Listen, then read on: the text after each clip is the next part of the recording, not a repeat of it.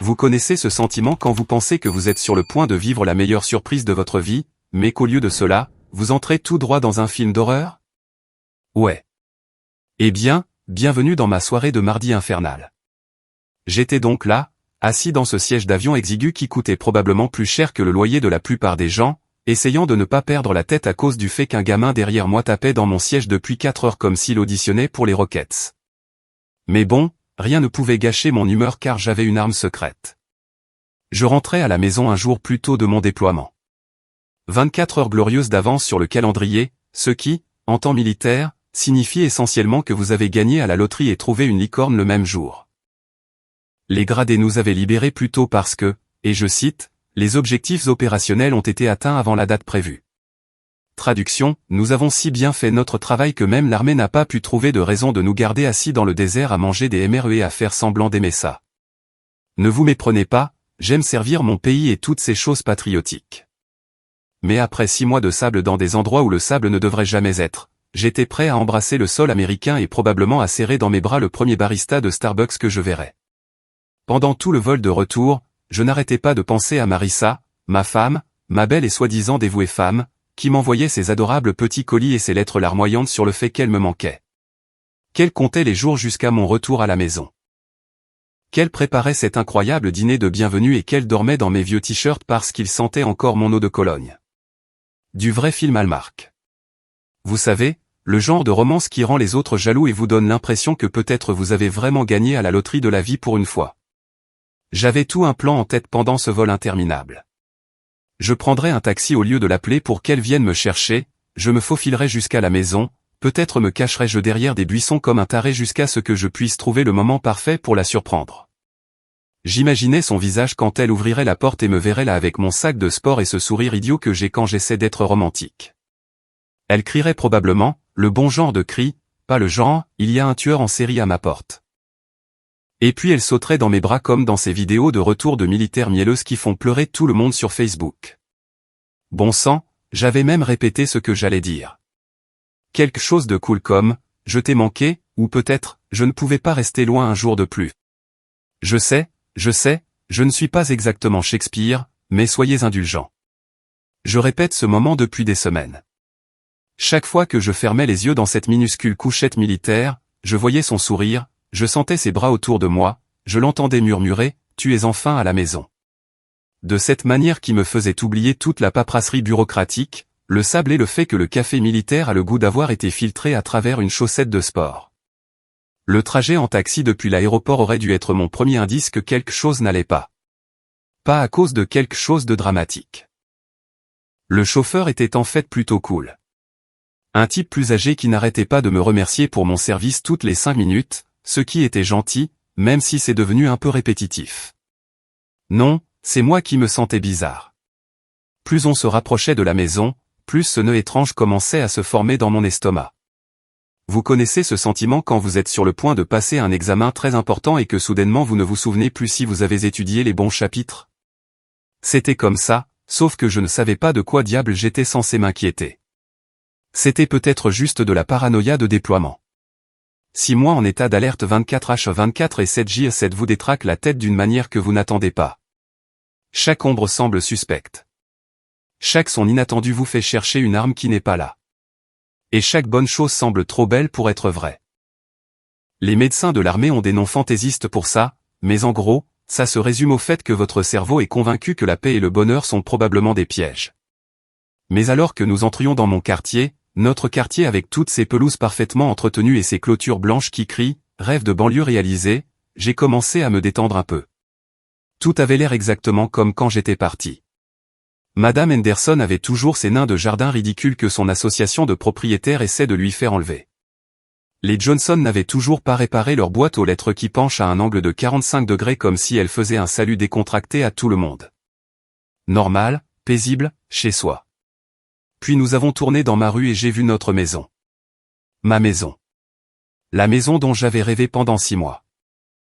La maison où ma femme était probablement blottie sur le canapé en pyjama, peut-être en train de regarder une de ces émissions de télé-réalité auxquelles elle est accro, complètement inconsciente du fait que son mari était sur le point de franchir la porte et de la faire tomber à la renverse. Mais quelque chose n'allait pas dans l'image. Les lumières de l'étage étaient allumées, ce qui était bizarre parce que Marissa se plaignait toujours de la facture d'électricité et avait toute une routine pour éteindre chaque lumière de la maison avant d'aller se coucher. Elle disait en plaisantant que j'avais épousé une femme qui était à la fois comptable, écologiste et sergent instructeur en ce qui concerne les dépenses du ménage. 2 sous économisés sont 2 sous gagnés, disait-elle. Habituellement, en me suivant dans la maison, éteignant les lumières que j'avais oubliées. Alors, pourquoi les lumières de l'étage brillaient comme si elle organisait une rave party là-haut?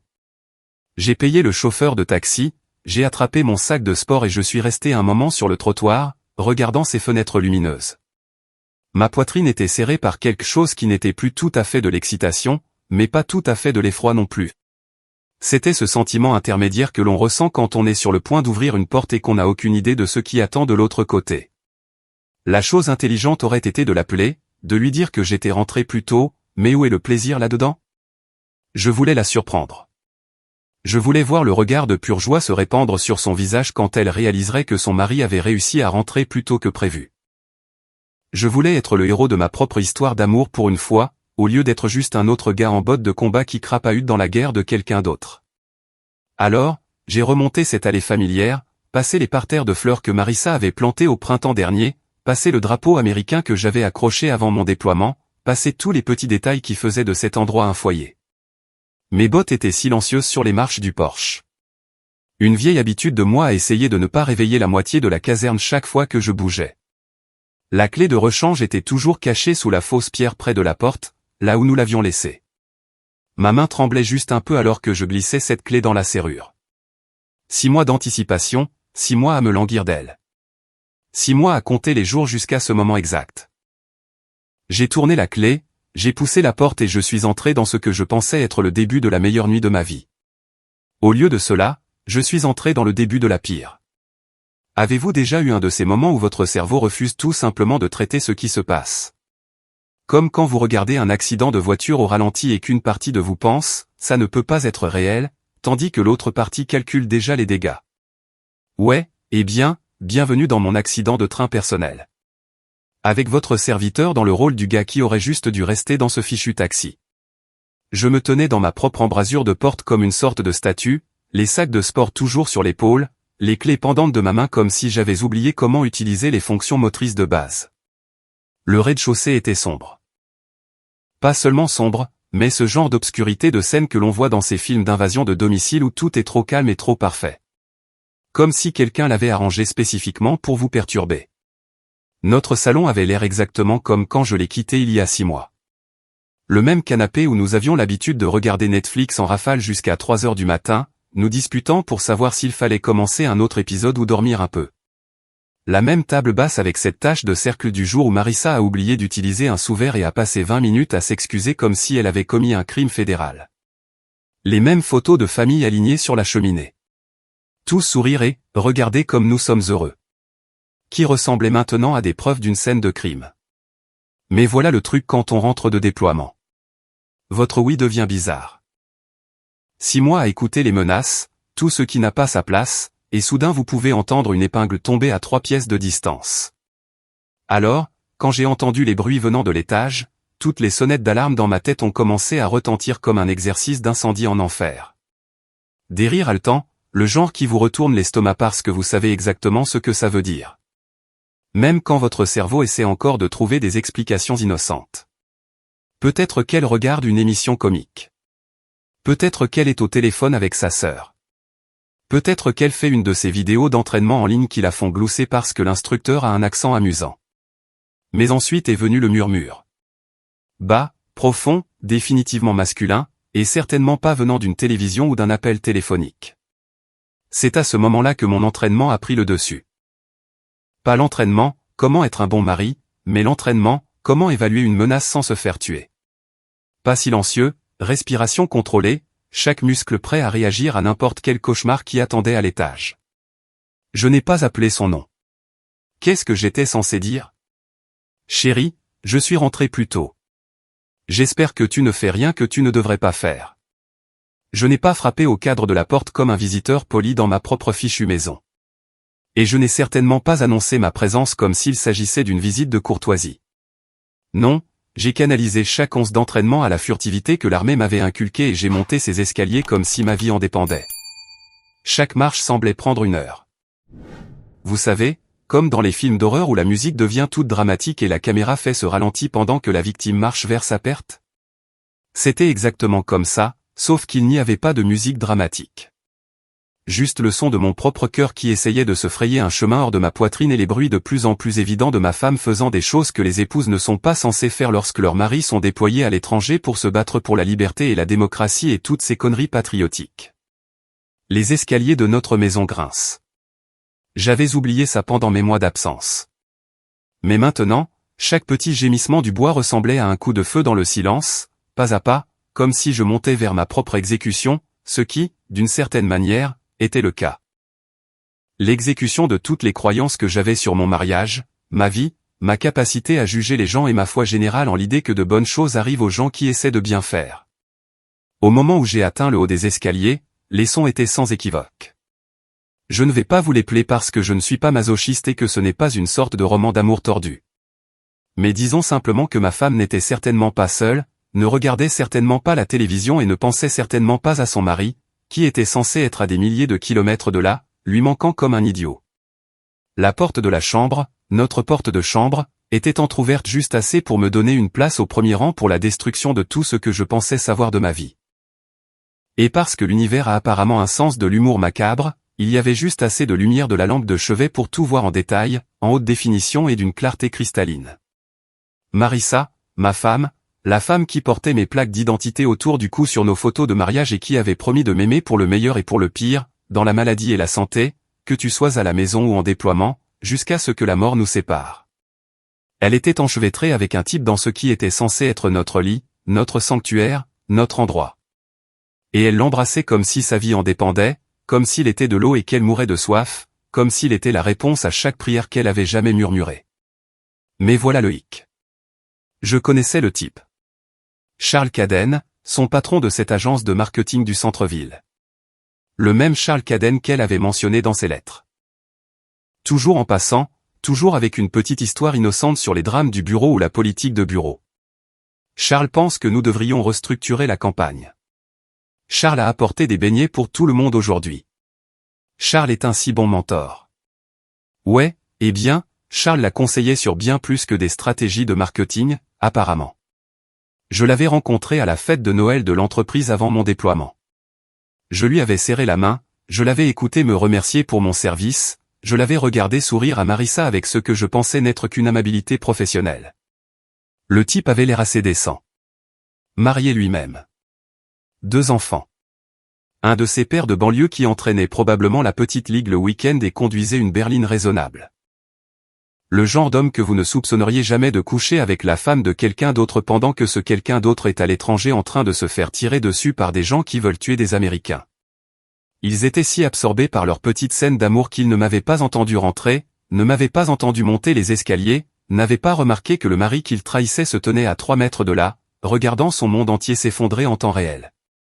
Et vous savez le pire? Ils avaient l'air heureux. Pas coupables, pas sournois, pas comme 2 personnes qui savaient qu'elles faisaient quelque chose d'horrible. Ils avaient l'air de 2 personnes qui allaient ensemble, qui s'accordaient, qui avaient du sens. Ma photo de mariage était juste là, sur la table de chevet. La même photo qui me faisait sourire à chaque fois que je la regardais. Marissa dans sa robe blanche. Moi dans mon uniforme de cérémonie. Tous les 2 souriant comme si nous venions de gagner à la loterie. Sauf que maintenant, on aurait dit que la photo s'était détournée de honte. Inclinée à un angle comme si elle ne pouvait pas supporter de voir ce qui se passait dans le lit qu'elle était censée surveiller. Je suis resté là pendant ce qui a semblé des heures, mais qui n'a probablement duré que quelques secondes, à regarder mon mariage mourir sous mes yeux. Une partie de moi voulait défoncer la porte, commencer à crier, peut-être jeter Charles par la fenêtre et dire à Marissa ces 4 vérités qu'elle n'oublierait jamais. Une partie de moi voulait m'effondrer, pleurer là, dans le couloir, juste m'écrouler et laisser le chagrin m'envahir comme un raz-de-marée. Mais vous savez ce que j'ai fait à la place? Je me suis retourné, j'ai redescendu ces escaliers grinçants, je suis sorti de cette maison comme si je sortais complètement de mon ancienne vie. Et j'ai fermé la porte derrière moi doucement, prudemment, comme si j'essayais de ne réveiller personne.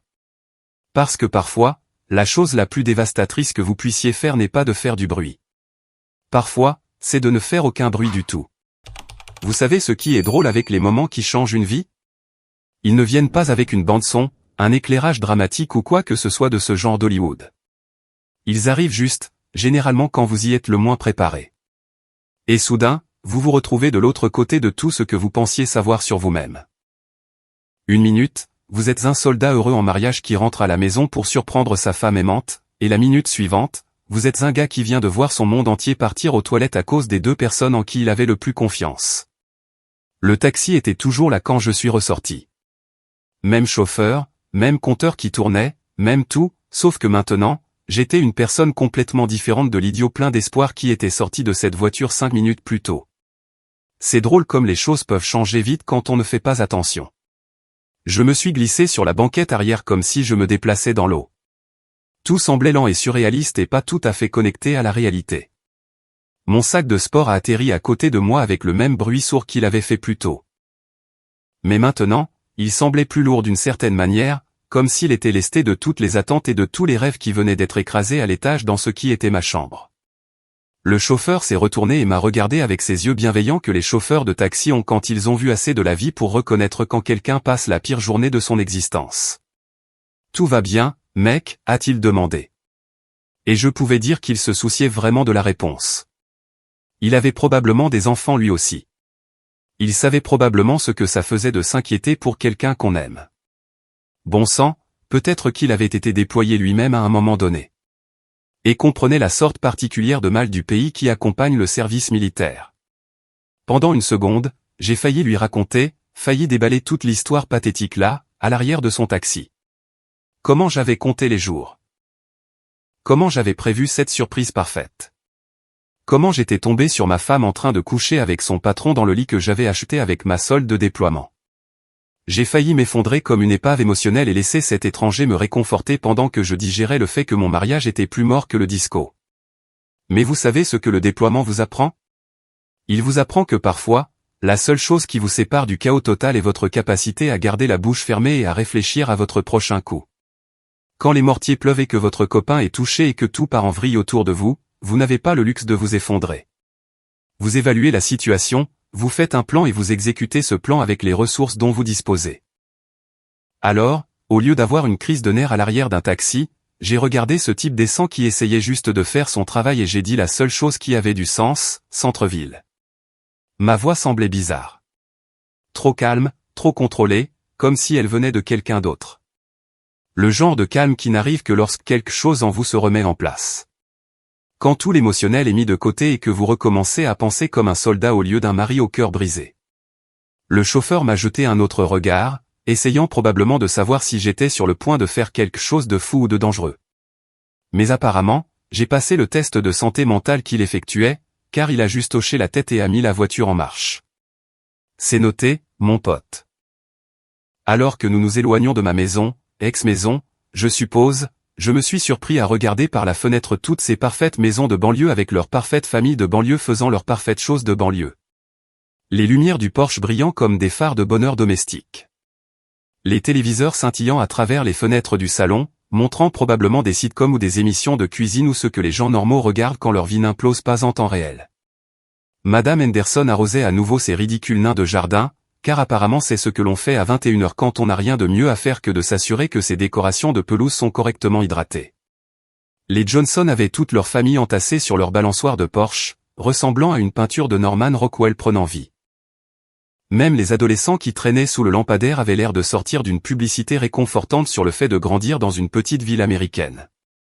Et moi, je m'éloignais de tout ça comme une sorte de fantôme, comme si je n'avais jamais eu ma place dans ce quartier parfait en premier lieu.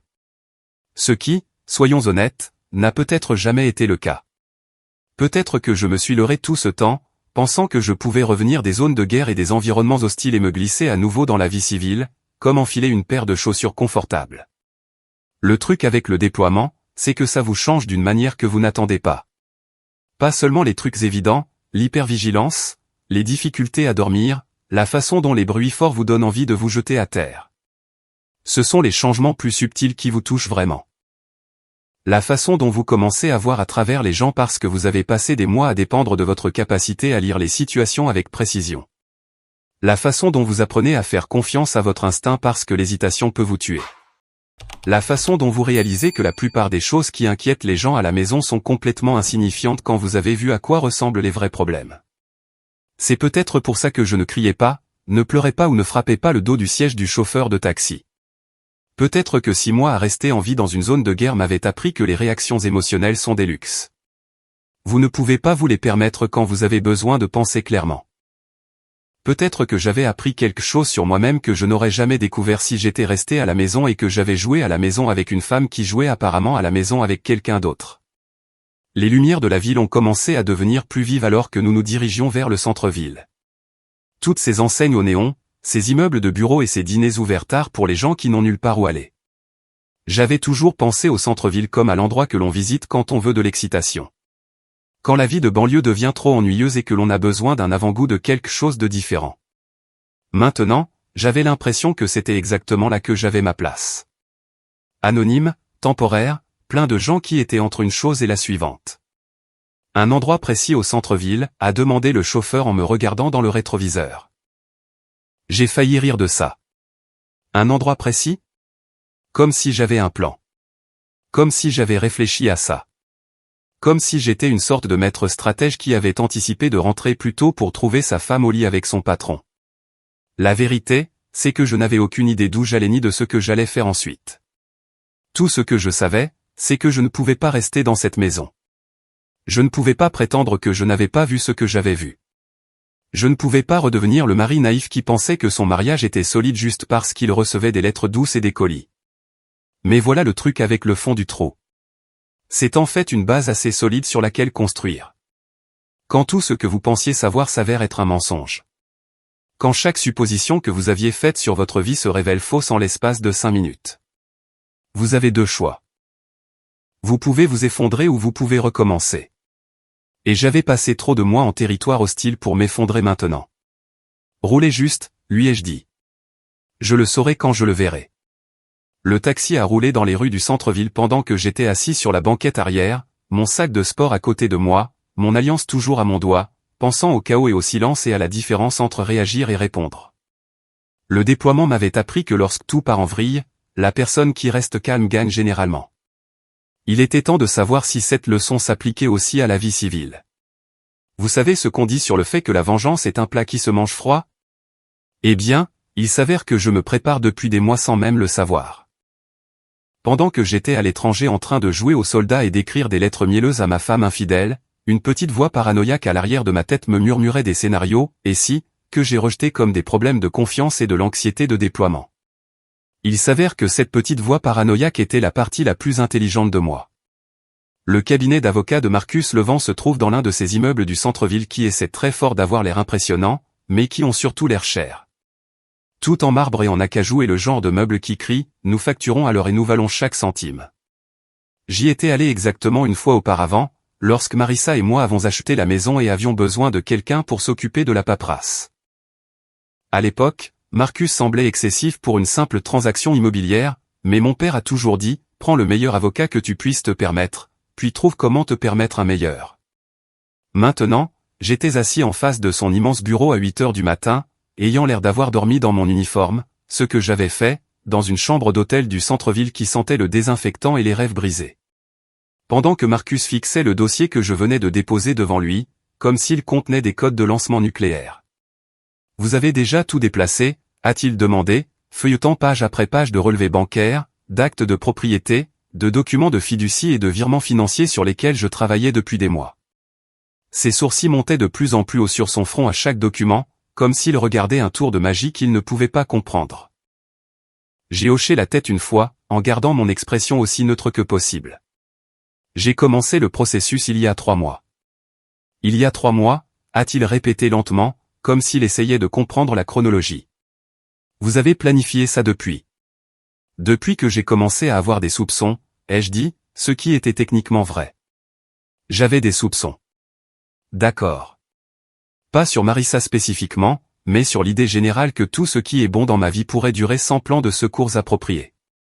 Pensée militaire, espérer le meilleur, se préparer au pire et toujours avoir une stratégie de sortie. Le truc, c'est que je n'avais pas vraiment soupçonné Marissa de me tromper quand j'ai commencé à déplacer des actifs. J'avais juste pensé aux statistiques de divorce pour les couples militaires, au nombre de gars qui reviennent de déploiement pour trouver leur vie entière démantelée, au nombre d'épouses qui décident qu'être mariée à un soldat est trop difficile, trop solitaire et trop imprévisible. Alors, j'avais commencé à me protéger au cas où, en déplaçant de l'argent sur des comptes qu'elle ne connaissait pas, en transférant des titres de propriété dans des fiducies dont elle n'était pas au courant, en construisant essentiellement un pare-feu financier autour de tout ce pourquoi j'avais travaillé. Je me suis dit que c'était juste une bonne planification, comme acheter une assurance vie ou garder des provisions d'urgence. Vous ne le faites pas parce que vous vous attendez à une catastrophe. Vous le faites parce que la catastrophe a une façon de se manifester quand vous y êtes le moins préparé. Et si la catastrophe n'arrive jamais, eh bien, pas de mal. Vous avez juste une très bonne organisation financière et une paperasse impressionnante. Il s'avère que la catastrophe avait un nom, et c'était Charles Cadden. Marcus feuilletait toujours des documents, faisant parfois ces petits sondages que font les avocats lorsqu'ils sont soit très impressionnés, soit très confus. C'est complet, a-t-il dit. Enfin, la maison est entièrement à votre nom par le biais de la fiducie. Les comptes bancaires ont été transférés. Les investissements sont sécurisés, même les voitures. Les deux sont immatriculés à la fiducie, ai-je confirmé. Elle conduit des véhicules qu'elle ne possède techniquement pas depuis 2 mois. Il m'a regardé avec quelque chose qui aurait pu être du respect ou une légère peur. Comment saviez-vous? Je ne le savais pas, ai-je dit, ce qui était la vérité, mais pas toute la vérité. Je crois juste qu'il faut être préparé. Ce que je ne lui ai pas dit, c'est que le déploiement vous donne beaucoup de temps pour réfléchir. Et réfléchir vous donne beaucoup de temps pour réaliser à quel point vous êtes vulnérable lorsque votre vie entière est construite sur la confiance et les suppositions. À quel point il serait facile pour quelqu'un de détruire tout ce pourquoi vous avez travaillé pendant que vous êtes de l'autre côté du monde, incapable de vous protéger ou de protéger vos intérêts.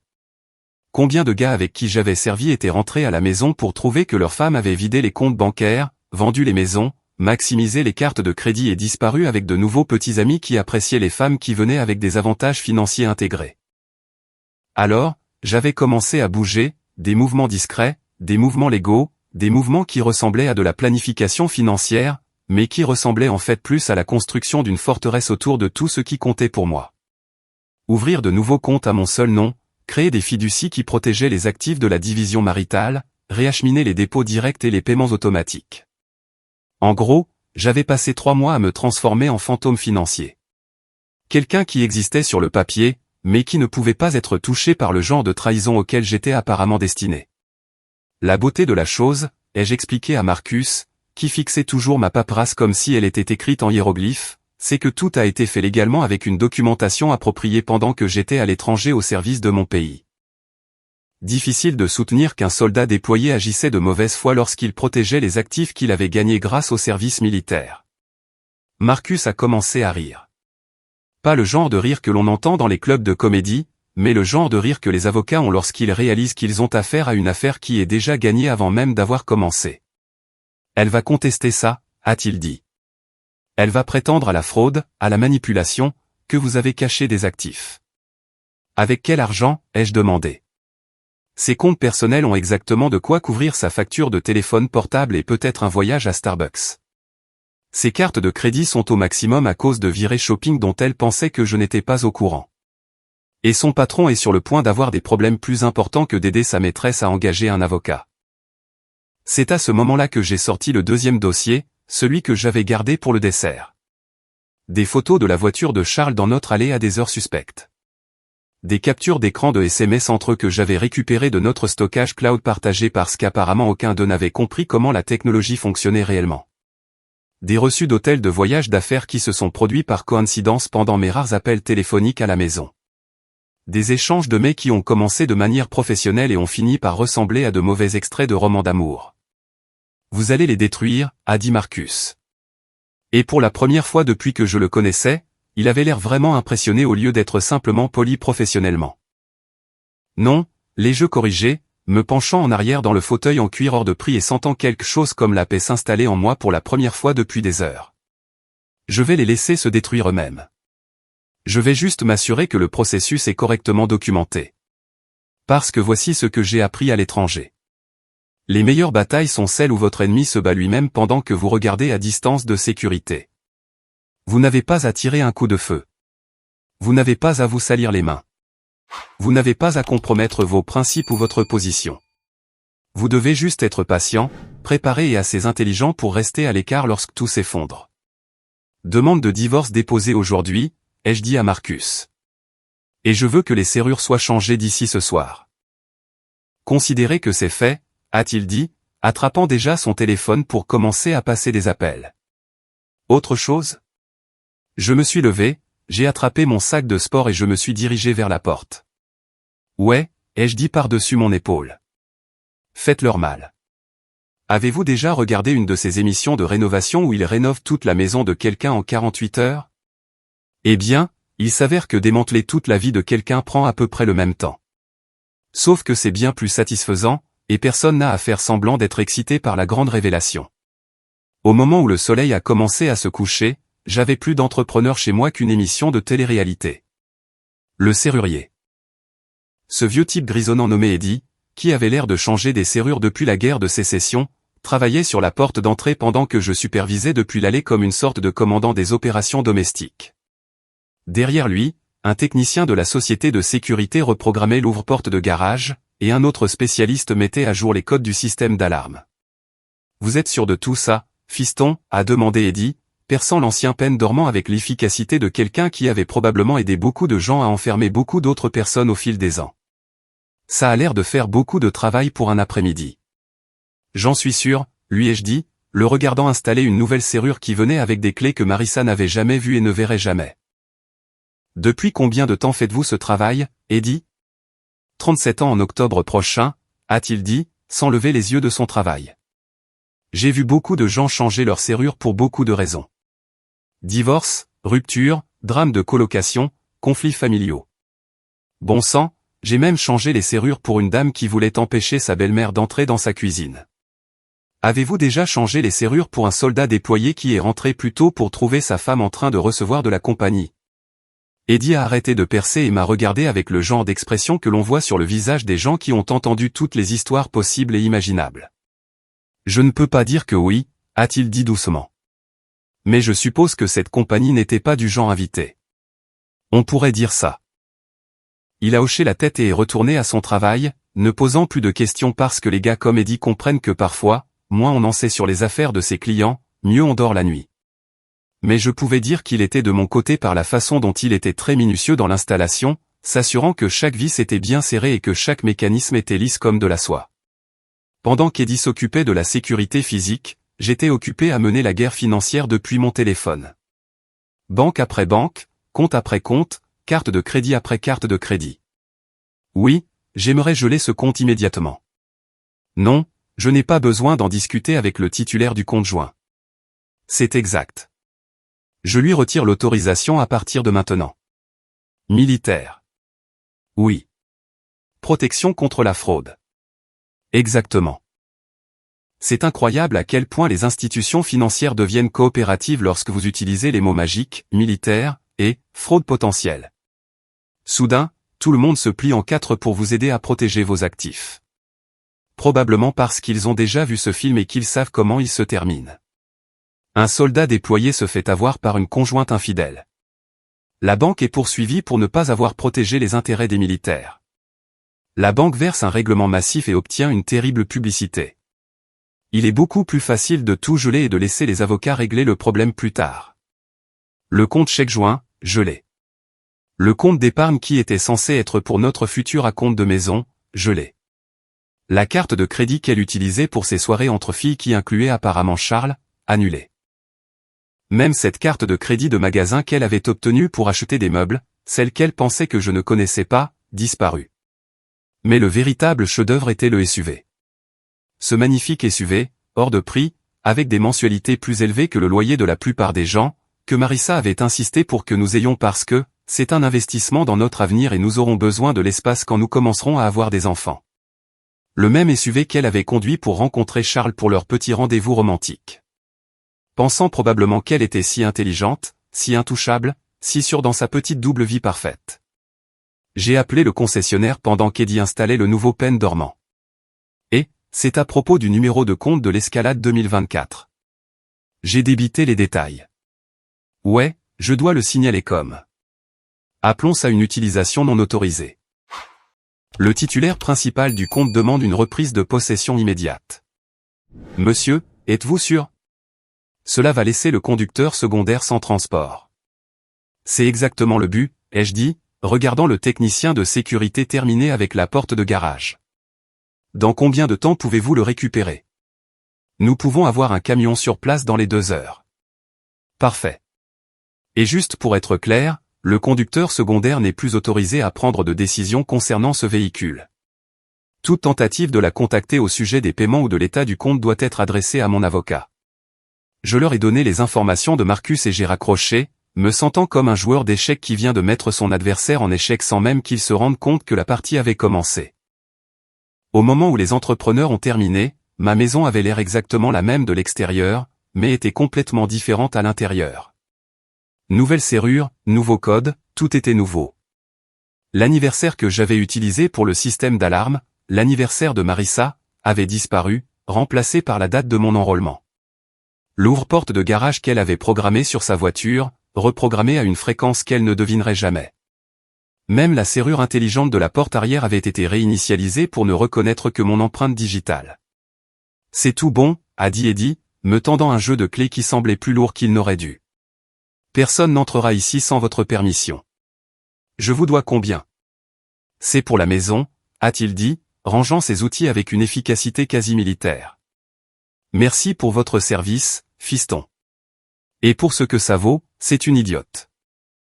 Après que tout le monde soit parti, je me suis tenu dans ma maison nouvellement sécurisée, écoutant le silence qui semblait différent maintenant. Pas vide, mais propre, comme si je venais de terminer la mission la plus importante de ma carrière militaire. Sauf que cette fois, l'ennemi avait été mes propres hypothèses naïves sur l'amour, la loyauté et l'idée que certaines choses sont assez sacrées pour survivre à tout. Mon téléphone a commencé à vibrer vers 22 heures. D'abord quelques appels, puis plus, puis un flot continu de notifications que j'ai ignoré avec le dévouement d'un professionnel. Marissa rentrait probablement de sa soirée romantique avec Charles. Elle découvrait probablement que sa clé ne fonctionnait plus et que sa télécommande de porte de garage avait mystérieusement cessé de fonctionner. Je me suis fait un sandwich et je me suis assis pour attendre que le vrai spectacle commence. Il y a quelque chose de profondément satisfaisant à voir ces plans soigneusement élaborés se concrétiser comme une opération militaire parfaitement exécutée. Surtout quand les cibles n'ont aucune idée qu'elles se dirigent droit dans le piège que vous avez passé des mois à attendre. C'est comme regarder un documentaire animalier où la gazelle s'approche du lion. Sauf que dans ce cas, la gazelle était ma femme infidèle et son salaud de patron. Et le lion était la douce justice. Ils étaient sur le point de se faire servir une portion d'humiliation publique. Marcus et moi nous sommes garés de l'autre côté de la rue de ce qui était ma maison vers 14 heures, assis dans sa BMW noire comme 2 détectives en planque. Il a apporté du café et des beignets de cette boutique chic du centre-ville, le genre qui facture $8 pour ce qui est essentiellement du sucre et de la caféine, mais qui a le goût d'avoir été fait par des anges. Je devais admettre que pour un avocat qui s'occupait habituellement d'affaires d'entreprise ennuyeuses, Marcus se prenait vraiment au jeu de l'opération vengeance. Vous êtes sûr de vouloir regarder ça, a-t-il demandé, ajustant son rétroviseur pour avoir une meilleure vue du Porsche. Parfois, il vaut mieux laisser le karma faire son travail à distance. Vous plaisantez, ai-je dit, en buvant une gorgée de café hors de prix qui valait en fait chaque centime. J'ai été déployé pendant 6 mois. C'est le meilleur divertissement que j'ai eu depuis que notre sergent s'est retrouvé coincé dans une toilette de chantier pendant une tempête de sable. Nous n'avons pas eu à attendre longtemps. À exactement 14h47, je sais parce que je chronométrais tout comme si c'était un exercice tactique, une berline argentée familière est entrée dans mon allée. La voiture de location temporaire de Marissa, empruntée à sa sœur parce qu'apparemment son précieux SUV avait mystérieusement disparu pendant la nuit. Elle est sortie vêtue de cette petite robe noire que je lui avais achetée pour notre anniversaire. Celle qui, disait-elle, la faisait se sentir sophistiquée et puissante. Je suppose qu'elle se sentait sophistiquée et puissante. D'accord, juste pas avec son mari. Et voilà Charles qui sortait du côté passager comme s'il était chez lui, redressant sa cravate et vérifiant sa montre comme si c'était juste une autre réunion d'affaires au lieu d'un après-midi galipette chez son employé. Le gars avait le culot d'avoir l'air détendu, confiant, même, comme s'il faisait ça depuis si longtemps qu'il avait oublié que c'était techniquement de l'adultère et un comportement moralement répréhensible. Ils ont remonté mon allée en se tenant la main. Se tenant la main comme s'ils étaient un couple légitime au lieu de deux personnes qui mentaient et se faufilaient dans mon dos depuis Dieu sait combien de temps. Marissa riait de quelque chose que Charles avait dit, renversant la tête en arrière de cette manière qu'elle avait l'habitude de faire quand je lui racontais des blagues qui n'étaient même pas si drôles. Le même rire qui me faisait me sentir comme le gars le plus drôle du monde me retournait maintenant l'estomac parce qu'elle le gaspillait pour quelqu'un qui ne le méritait pas. C'est parti, a dit Marcus, se penchant en avant sur son siège comme s'il regardait le final de sa série télévisée préférée. Marissa a fouillé dans son sac à main et a sorti sa clé de maison. La même clé qu'elle utilisait depuis 3 ans. La même clé qui symbolisait autrefois la maison, la confiance et la vie que nous avions construite ensemble. Elle l'a glissée dans la serrure avec la confiance de quelqu'un qui avait sa place là-bas. Quelqu'un qui avait tout à fait le droit d'entrer dans cette maison et de faire ce qu'elle voulait. Rien ne s'est passé. Elle a réessayé, agitant la clé comme si elle l'avait juste mal insérée la première fois. Toujours rien. J'ai vu son visage passer de la confusion à l'inquiétude, puis au premier signe de panique alors qu'elle réalisait que quelque chose n'allait vraiment pas, c'est bizarre, a-t-elle dit assez fort pour que nous l'entendions de l'autre côté de la rue. La clé ne fonctionne pas, Charles s'est avancé comme le gentleman qu'il prétendait être. Il pensait probablement que ses compétences supérieures de crochetage masculin allaient sauver la situation. Il a pris la clé de Marissa et l'a essayée lui-même, en y mettant plus de force, en la tournant plus fort comme si la serrure était juste têtue et avait besoin d'une main ferme pour coopérer. Rien non plus. As-tu fait changer la serrure, a demandé Charles, ce qui était honnêtement une question assez stupide étant donné que Marissa y vivait jusqu'à la veille et saurait évidemment si les serrures avaient été changées. Non, a dit Marissa, et je pouvais entendre la confusion dans sa voix commencer à se transformer en quelque chose de plus proche de la peur. Je ne comprends pas. C'est ma maison. Faux, ma chérie. C'était ta maison. Maintenant, c'est la maison où tu vivais avant de décider de la transformer en nid d'amour pour toi et ton patron. Ils ont passé les 10 minutes suivantes à essayer tout ce qu'ils pouvaient imaginer. Différentes clés du trousseau de Marissa parce que peut-être qu'elle avait pris la mauvaise par erreur. La clé de rechange cachée sous la fausse pierre. Sauf que, oups, cette serrure avait aussi été changée. Même la porte arrière, qu'ils ont découverte également nouvellement sécurisée lorsque Charles a essayé de se faufiler sur le côté de la maison comme une sorte de cambrioleur de banlieue. C'est là que les coups ont commencé. D'abord juste des coups, puis de véritables coups, puis des coups à pleine force sur la porte comme s'ils essayaient de la défoncer à main nue. « Ouvre la porte », a crié Marissa, sa voix se brisant avec le genre de désespoir que l'on entend habituellement que dans les films d'horreur. « J'habite ici. C'est ma maison. » Mon téléphone a commencé à vibrer une fois, 2 fois, puis constamment comme si quelqu'un maintenait le bouton d'appel enfoncé et refusait de lâcher prise. Le nom de Marissa n'arrêtait pas de clignoter sur l'écran, ainsi que des SMS de plus en plus frénétiques dont je pouvais voir des aperçus sans les ouvrir. « Où es-tu ? Appelle-moi maintenant. Il y a un problème avec la maison. » J'ai regardé Marcus, qui observait toute la scène avec la fascination de quelqu'un qui assiste à un accident de voiture au ralenti. « Tu vas répondre » a-t-il demandé. « Non » ai-je dit, en buvant une autre gorgée de mon excellent café et en m'installant pour profiter du spectacle. « Je suis en déploiement, tu te souviens ? Pas de réseau là où je suis. » Au moment où nous sommes finalement partis 1 heure plus tard, Marissa était assise sur les marches du Porsche, pleurant comme si son monde venait de s'effondrer, ce qui, pour être juste, était à peu près le cas. Charles se tenait maladroitement à côté d'elle, réalisant probablement que sa petite maîtresse amusante venait de devenir un énorme handicap qui pourrait détruire sa carrière, son mariage et sa confortable vie de banlieue. La dernière chose que j'ai vue dans le rétroviseur était Charles retournant seul à la voiture, laissant Marissa assise là, sur le porche de la maison où elle ne pouvait plus entrer, entourée des ruines de la vie qu'elle avait jetée pour quelques mois d'excitation. Échec et mat, en effet. Vous savez ce qui est beau dans un plan bien exécuté ? C'est comme regarder des dominos tomber. Une fois que vous avez fait basculer le premier, tout le reste se produit automatiquement avec une sorte de précision mathématique qui ferait pleurer de joie un professeur de physique. Et laissez-moi vous dire que voir la vie de mon ex-femme s'effondrer en temps réel était mieux que n'importe quel feu d'artifice que j'ai jamais vu, y compris ce spectacle du 4 juillet à Fort Bragg où ils ont accidentellement mis le feu à tout le terrain. J'étais assis dans le café de l'hôtel à 7 heures du matin le lendemain, sirotant ma 3e tasse de café et regardant le lever du soleil peindre la ville de nuances d'orange doré qui me rappelait pourquoi les matins américains m'avaient tant manqué pendant mon déploiement. Le café ici était décent. Pas génial, mais bien meilleur que la camelote que nous buvions à l'étranger et qui avait le goût d'avoir été filtrée à travers du sable et du regret. Mon téléphone vibrait sur la table comme une guêpe en colère, vibrant si fort qu'il créait de petites ondulations dans ma tasse de café. 23 appels manqués quand je me suis réveillé. 46 au moment où j'ai fini ma douche, 67 au moment où je suis descendu pour le petit déjeuner. Les chiffres n'arrêtaient pas de grimper comme une sorte de loterie tordue où le prix était d'entendre mon ex-femme infidèle perdre la tête en temps réel. J'ai pris le téléphone juste assez longtemps pour vérifier les messages, pas pour y répondre, évidemment. La messagerie vocale a commencé par être confuse et inquiète. « Chérie, où es-tu ? Il y a un problème avec la maison. Rappelle-moi. » Puis ils sont devenus paniqués. « Je ne peux pas entrer dans la maison. Les serrures sont différentes.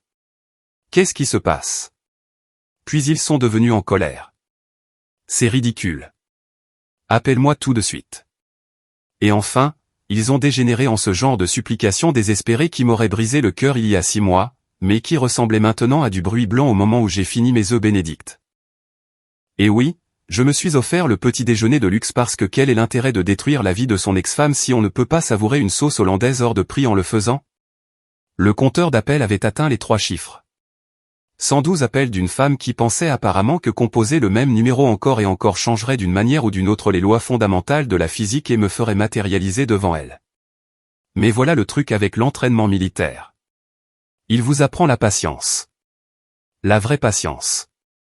Pas le faux genre où vous comptez secrètement jusqu'à 10 et essayez de ne pas perdre votre sang-froid. Le genre de patience où vous pouvez rester assis complètement immobile pendant des heures en attendant le moment exact pour bouger parce que vous comprenez que le timing est tout et qu'une action prématurée peut ruiner même les plans les mieux conçus. Donc, pendant que Marissa avait apparemment une crise de nerfs complète sur le parking de l'hôtel où elle s'était retrouvée, parce que selon ses SMS de plus en plus incohérents, Charles était soudainement devenu indisponible et avait besoin d'espace pour réfléchir. Je remplissais calmement des papiers qui transformeraient son sans-abrisme temporaire en un changement de style de vie permanent. Premier arrêt, le palais de justice. Demande de divorce remplie en 3 exemplaires avec l'efficacité de quelqu'un qui pratique la paperasse militaire depuis des années.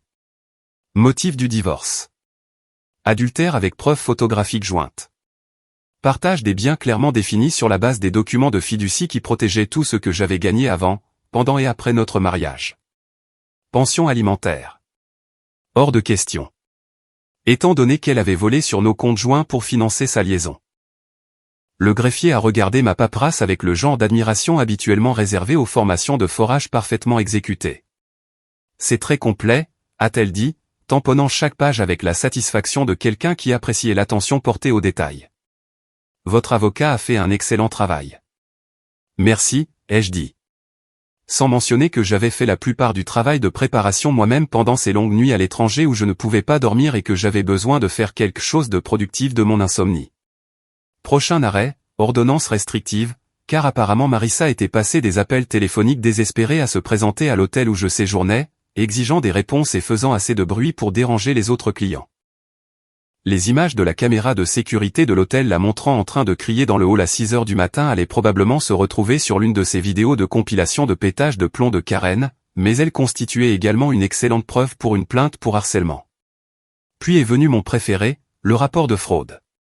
Vous voyez, pendant que j'étais à l'étranger en train de manger des MRE et d'esquiver les tirs hostiles, Marissa avait utilisé mes avantages militaires pour financer sa petite romance, des dîners dans des restaurants chers, des escapades d'un week-end dans la région viticole, même des bijoux qu'elle prétendait être un cadeau de sa sœur, mais qui se sont avérés être facturés sur une carte de crédit liée à mon compte de vétéran.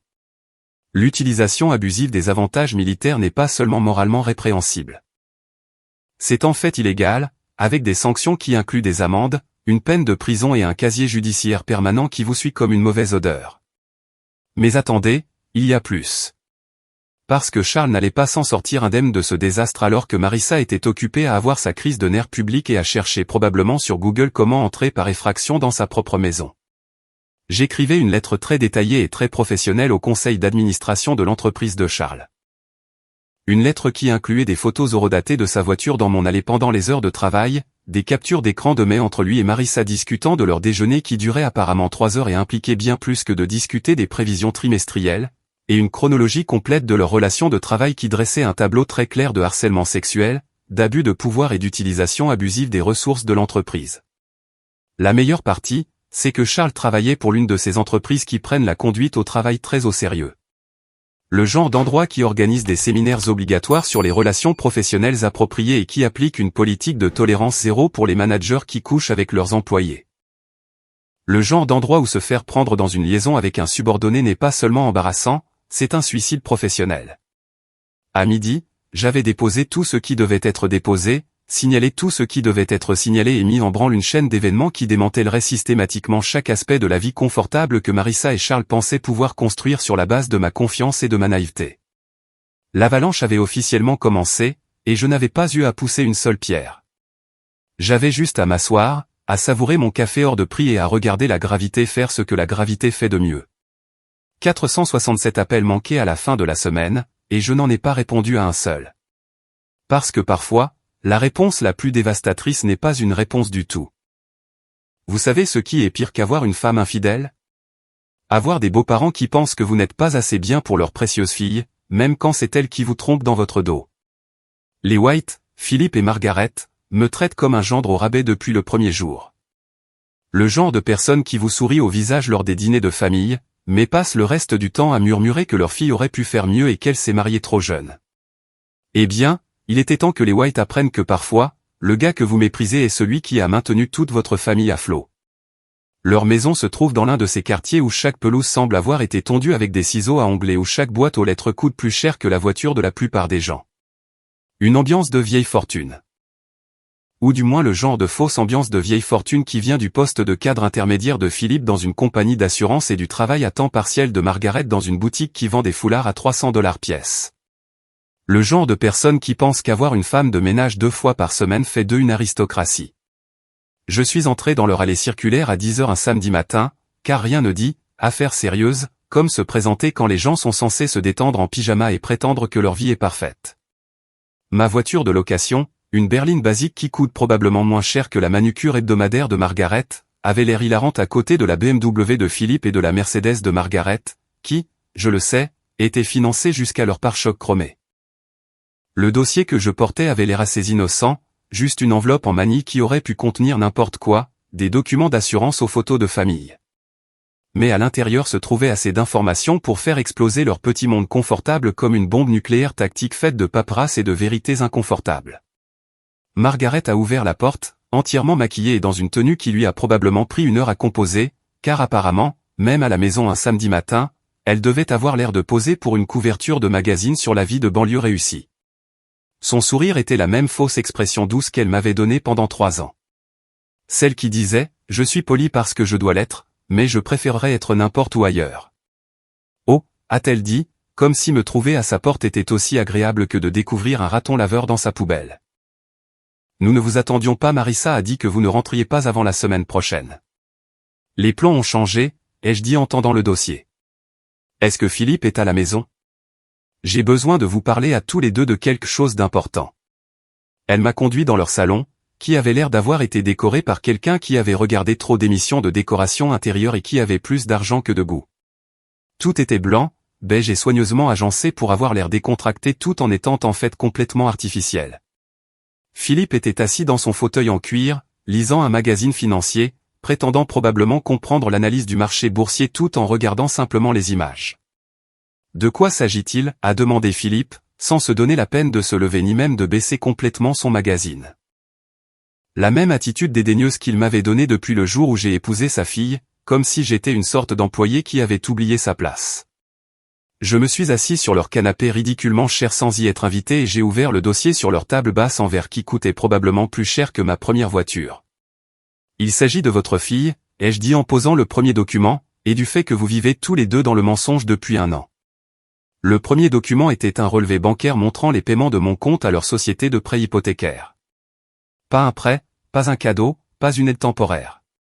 Des paiements mensuels réguliers qui duraient depuis plus d'1 an, couvrant leur paiement de maison parce qu'apparemment, le salaire de cadre intermédiaire de Philippe ne suffisait pas à couvrir leur style de vie de classe supérieure.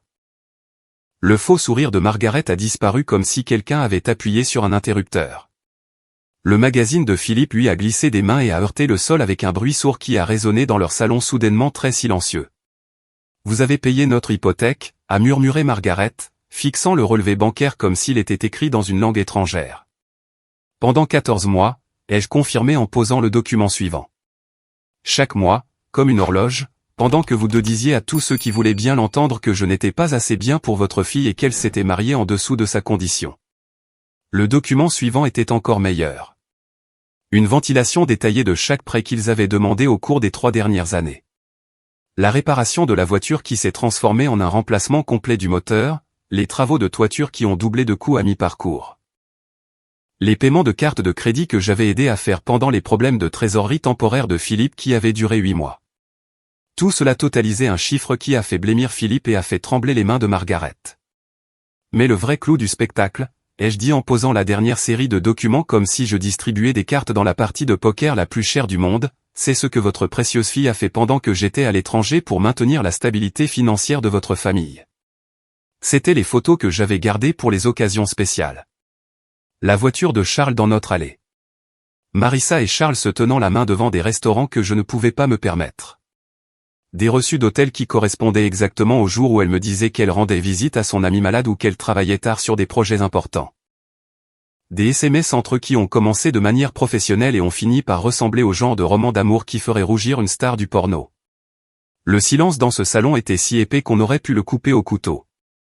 Margaret fixait une photo de sa fille embrassant Charles sur le parking du Marriott du centre-ville. Son maquillage parfait commençait à couler alors que des larmes se formaient dans ses yeux. Philippe lisait des SMS entre sa fille et son patron qui incluaient des plans détaillés pour dépenser mon argent de déploiement dans des escapades romantiques. Elle a volé sur nos comptes, ai-je poursuivi, car apparemment je ne faisais que m'échauffer, avantages militaires, économie, tout ce que nous avions construit ensemble, utilisant ma solde de déploiement pour financer sa liaison tout en m'écrivant des lettres sur le fait que je lui manquais et qu'elle avait hâte que je rentre à la maison. Margaret a commencé à pleurer. Pas les larmes jolies et délicates que l'on voit dans les films, mais les sanglots laids et secouant le corps de quelqu'un dont toute la vision du monde vient d'être démolie avec des preuves photographiques. Philippe est resté assis là, fixant les documents comme s'il essayait de les faire disparaître par la seule force de sa volonté. « Pourquoi nous montrez-vous ça ?» a finalement réussi à demander Philippe. Je me suis levé, j'ai rassemblé mes papiers et je me suis dirigé vers la porte, car j'ai dit par-dessus mon épaule, « Vous avez passé 3 ans à me dire que je n'étais pas assez bien pour votre famille. Il s'avère que votre famille n'était pas assez bien pour moi. » Et je suis sorti, les laissant assis dans leur salon cher avec les ruines de la réputation de leur fille parfaite éparpillées sur leur table basse hors de prix comme des confettis de la pire célébration du monde. Il y a quelque chose de presque artistique à voir toute la présence sur les réseaux sociaux de quelqu'un implosé en temps réel. C'est comme une performance artistique, sauf qu'au lieu de vernissage prétentieux et de vin hors de prix, vous avez des places au premier rang pour la destruction complète de la personnalité en ligne soigneusement construite de quelqu'un. Et laissez-moi vous dire que la chute numérique de Marissa était plus divertissante que tout ce que Netflix avait à offrir. Cela a commencé environ 2 semaines après l'incident du Porsche, lorsqu'elle a apparemment décidé que sa meilleure stratégie était de jouer la carte de la victime plus fort qu'un joueur de poker professionnel avec une quinte flush royale. Elle s'est lancée dans toute une campagne sur les réseaux sociaux sur le fait d'être abandonnée, trahie et laissée sans abri par l'homme qui avait promis de l'aimer et de la protéger. De vraies histoires à faire pleurer, avec des photos soigneusement mises en scène d'elle ayant l'air triste et vulnérable dans son nouvel appartement exigu qu'elle avait loué avec ce qui restait sur son compte chèque personnel. L'appartement, soit dit en passant, était une véritable œuvre d'art. J'ai peut-être fait un tour ou deux, vous savez, juste pour m'assurer qu'elle s'intégrait bien à son nouveau style de vie. C'était l'un de ces complexes qui annoncent un « mode de vie de luxe », mais qui signifie en réalité, nous avons tout peint en beige et installé les accessoires les moins chers possibles tout en facturant des prix élevés. Le genre d'endroit où les murs sont si fins que vous pouvez entendre les émissions Netflix de vos voisins et où le parking sent toujours comme si quelqu'un cuisinait du poisson dans un micro-ondes. Les publications Instagram de Marissa depuis sa nouvelle maison étaient de l'or comique. Des photos de sa minuscule kitchenette avec des légendes comme « Un nouveau départ dans mon nouvel espace douillet ». Traduction, je suis passé d'une maison de 4 chambres à un studio, et je fais comme si c'était mon choix. Des photos d'elle se rendant au travail avec des hashtags comme femme indépendante et nouveau départ, soigneusement recadrés pour cacher le fait qu'elle prenait le bus parce que son SUV avait mystérieusement disparu et qu'elle ne pouvait pas se permettre de payer une voiture. Oh oui, la situation professionnelle. Il s'avère que lorsque votre patron est suspendu pour harcèlement sexuel et utilisation abusive des ressources de l'entreprise et que vous êtes l'employé qui harcelait et avec qui il utilisait abusivement les ressources, vos perspectives de carrière en prennent un coup. L'agence de marketing où elle travaillait et où elle travaillait, Charles de plus d'une manière a soudainement trouvé des raisons de restructurer son poste jusqu'à ce qu'il n'existe plus. C'est incroyable comme ça fonctionne. Elle se retrouvait donc là, à 28 ans avec un diplôme universitaire et 3 ans d'expérience en marketing, à travailler dans une chaîne de magasins de vêtements au centre commercial, à plier des pulls et à demander aux adolescents s'ils voulaient s'inscrire à la carte de crédit du magasin.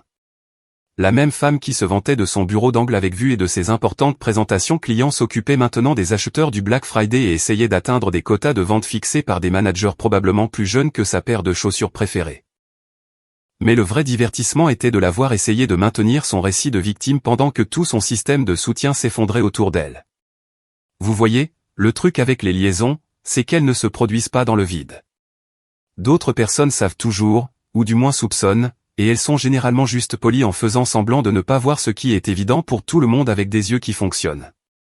Ses amis ont commencé à ne plus la suivre sur les réseaux sociaux une par une, comme des rats quittant un navire en perdition.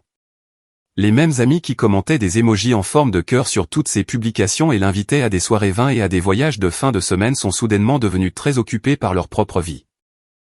C'est incroyable à quelle vitesse les gens disparaissent lorsque votre drame devient trop compliqué à ignorer et que votre statut social tombe en dessous de leur zone de confort. Margaret a cessé de répondre à ses appels après notre petite discussion. Philippe, qui prenait autrefois le parti de Marissa dans chaque dispute familiale et me traitait comme un employé lors des réunions de famille, a soudainement développé une opinion très forte sur les filles qui mordent la main qui les nourrit. Même sa sœur, celle qui lui avait prêté la voiture pour cet après-midi fatidique, a commencé à trouver des excuses pour ne pas pouvoir l'aider avec de l'argent, le transport ou un soutien émotionnel. Le point de rupture est survenu lorsque quelqu'un, et je ne dis absolument pas que c'était moi, mais je ne dis pas non plus que ce n'était pas moi, a laissé un commentaire anonyme sur l'une de ses publications Facebook les plus dramatiques sur le fait d'être abandonnée par la personne qui était censée la protéger pour toujours. Le commentaire était simple, direct et absolument dévastateur. N'as-tu pas trompé ton mari pendant qu'il servait à l'étranger? 6 mots, 26 caractères, espace compris. Une question qui a traversé tout son récit de victime soigneusement construit comme une épée à travers du papier de soie. La publication a disparu en moins d'une heure, mais les captures d'écran vivent pour toujours. Et apparemment, quelqu'un avait prêté attention à l'histoire de Marissa assez longtemps pour faire le lien entre son histoire triste et la chronologie des événements que tout le monde en ville commençait à reconstituer. Les petites communautés aiment les commérages presque autant qu'elles aiment soutenir les familles de militaires. Et une femme qui trompe son mari déployé n'obtient pas beaucoup de points de sympathie, peu importe à quel point elle pleure joliment à ce sujet.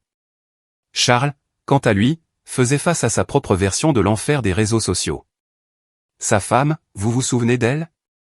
La femme avec qui il était marié depuis 12 ans, la mère de ses 2 enfants, la personne qu'il trahissait à chaque fois qu'il se présentait chez moi pour jouer à la maison avec ma femme, avait apparemment reçu un colis anonyme contenant des photos, des SMS et une chronologie détaillée des activités extrascolaires de son mari. J'ai peut-être entendu par certains canaux qu'elle avait demandé le divorce avec préjudice extrême, emmenant les enfants et environ la moitié de tout ce que Charles possédait. Apparemment, elle avait également partagé certaines des preuves les plus accablantes avec leurs amis communs, car la présence de Charles sur les réseaux sociaux est passée de « cadre marketing à succès et père de famille » à un silence radio plus vite que vous ne pouvez dire, clause d'adultère. L'enquête interne de leur entreprise était apparemment très approfondie et très publique, le genre de choses qui se murmurent dans les salles de pause et se discutent à voix basse pendant les déjeuners.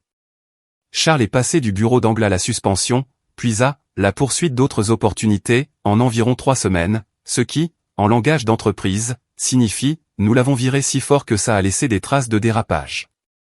À la fin du mois, le numéro de victime en ligne de Marissa s'était complètement effondré. Plus de commentaires de sympathie, plus de messages de soutien, plus d'amis se ralliant à sa cause. Juste une femme dans un studio travaillant dans le commerce de détail, publiant des mises à jour de plus en plus désespérées sur le fait d'apprendre à être forte et à se trouver, que personne ne lisait parce que personne ne s'en souciait plus. Internet était passé à un drame plus frais, laissant Marissa faire face aux conséquences de ses choix dans un silence anonyme et béni, exactement comme je l'avais prévu. 1 an plus tard, et laissez-moi vous dire que le recul est vraiment de 20/20. Surtout quand vous repensez à la meilleure histoire de vengeance jamais racontée en sirotant un café sur la terrasse de votre propre chalet au bord du lac, en regardant le lever du soleil peindre l'eau de couleurs qui vous rappelle pourquoi la vie est en fait plutôt belle quand vous ne la partagez pas avec des parasites menteurs, infidèles et suceurs d'âme. Le chalet n'était pas un grand manoir ou quoi que ce soit. Juste un endroit modeste que j'avais trouvé à environ 3 heures au nord de la ville, assez loin du cauchemar de banlieue auquel j'avais échappé, mais assez proche de la civilisation pour que je puisse toujours avoir un accès Internet décent et une livraison de nourriture quand je n'avais pas envie de cuisiner. 2 chambres, une salle de bain, une cuisine qui fonctionnait réellement, et une vue qui me faisait comprendre pourquoi les gens écrivent de la poésie sur la nature, la solitude et la recherche de la paix dans les choses simples. Je l'ai acheté avec l'argent du règlement du divorce.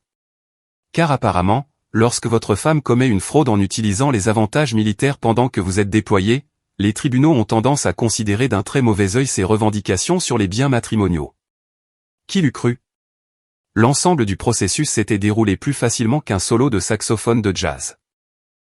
Grâce à tout ce travail de préparation que j'avais fait, et au fait que la représentation légale de Marissa consistait en un avocat commis d'office surchargé de travail qui n'avait probablement jamais traité de divorce militaire et ne s'attendait certainement pas à affronter quelqu'un qui documentait tout avec la précision d'un briefing du Pentagone. L'ironie était délicieuse. L'argent que Marissa avait volé sur nos comptes, les avantages militaires qu'elle avait utilisés à mauvais escient, le crédit qu'elle avait détruit, tout cela avait été récupéré par des voies légales et une restitution ordonnée par le tribunal. Chaque mois, comme une horloge, un paiement apparaissait sur mon compte avec son nom dessus. De l'argent qu'elle gagnait en pliant des vêtements et en demandant aux clients s'ils voulaient ouvrir une carte de crédit de magasin pour une réduction supplémentaire de 10% sur leur achat. Mais voilà ce qui aurait surpris l'enfer du gars en colère et au cœur brisé qui a découvert la trahison de sa femme il y a 1 an.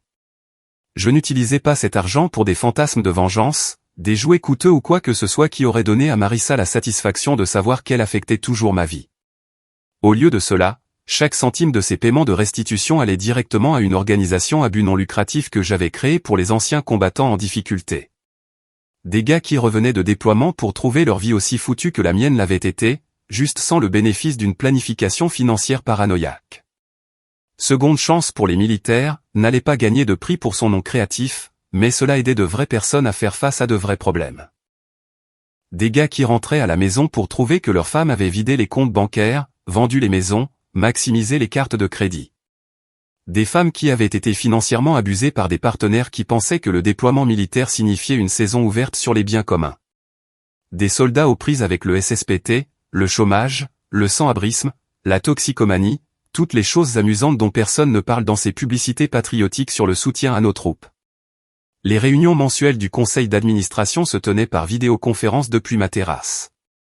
Car l'un des avantages de diriger sa propre organisation à but non lucratif est que vous pouvez définir le code vestimentaire, et un jean et un t-shirt en étant assis au bord d'un lac est définitivement mon uniforme préféré pour discuter des allocations budgétaires et de l'efficacité des programmes.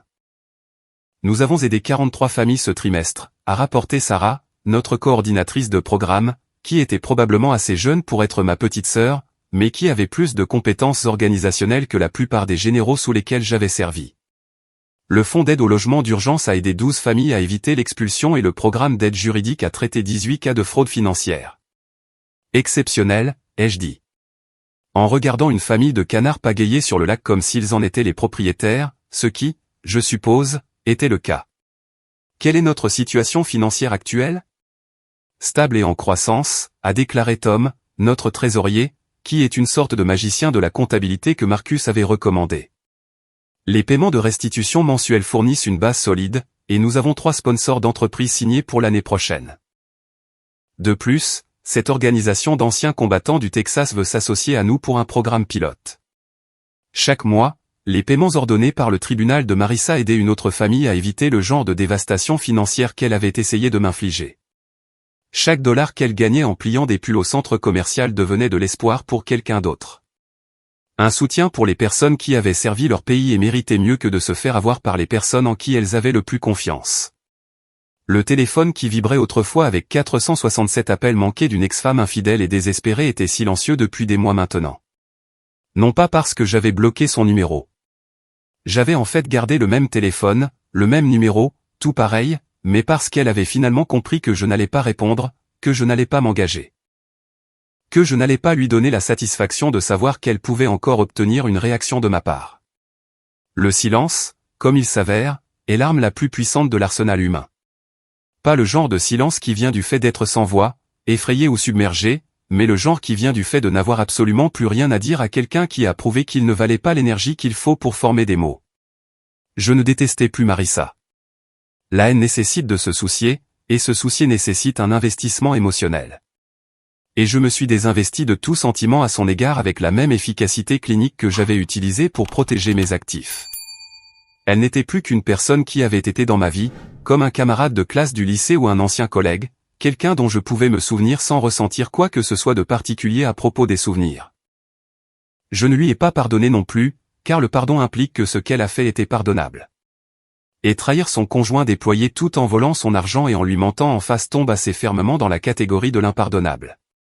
Mais je n'avais pas non plus besoin de pardon, n'avais pas besoin de tourner la page, n'avais besoin d'aucun de ces concepts thérapeutiques que les gens lancent lorsqu'ils essaient de traiter un traumatisme et d'aller de l'avant. J'avais juste besoin de distance physique, de distance émotionnelle, et du genre de silence qui parle plus fort que n'importe quel mot. Alors que j'étais assis là sur ma terrasse, regardant le soleil se lever sur une eau qui n'appartenait à personne et à tout le monde en même temps, j'ai réalisé que la vengeance n'est pas toujours le feu, la fureur et les confrontations dramatiques qui laissent tout le monde ensanglanté et brisé. Parfois, la vengeance, c'est juste de bien vivre, de construire quelque chose de significatif et de ne jamais regarder en arrière les décombres que vous avez laissés. Parfois, la chose la plus dévastatrice que vous puissiez faire à quelqu'un qui vous a blessé est de prouver que vous êtes mieux sans lui. Et ce silence, mon choix, ma liberté, était plus fort que n'importe quel cri que Marissa pourrait jamais pousser. Tout. Pour vous. Visionnez.